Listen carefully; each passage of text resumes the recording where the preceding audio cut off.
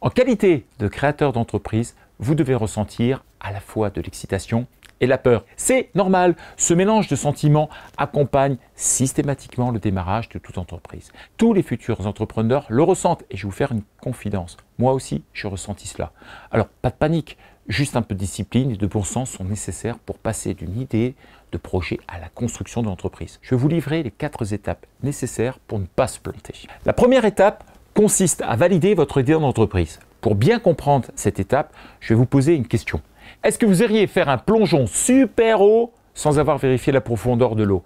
Imaginez, vous sautez de 5 mètres et la profondeur n'est que de 30 cm. Plus besoin de vous faire un dessin.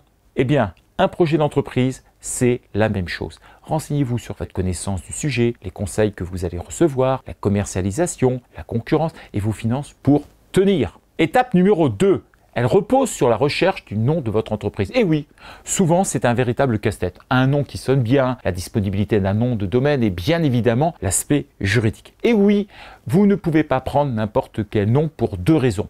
Il peut tout d'abord être protégé, mais votre futur nom peut également créer une concurrence déloyale vis-à-vis de d'autres sociétés, même si leurs noms ne sont pas protégés.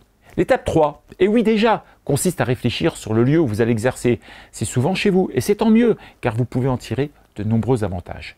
C'est également le moment de bien préparer l'arrivée de votre future entreprise à travers la réflexion des investissements. On arrive à la 4e étape, qui peut être la dernière étape si vous choisissez le bon partenaire. Créer une structure juridique n'est pas une mince affaire. Et franchement, se louper serait dommage, d'autant plus que la mise de départ est très faible et les conséquences financières sont catastrophiques. J'ai une proposition à vous faire. Pour 80 € hors taxe, vous avez un vrai juriste, diplômé, avec qui vous allez avoir un moment pour vous entretenir. Soit vous arrêtez votre projet juste après le rendez-vous, soit vous décidez de continuer et les 80 € se transforment en acompte, ce qui réduit le solde à payer. Allez, c'est le moment de franchir l'étape. À très vite chez Dux.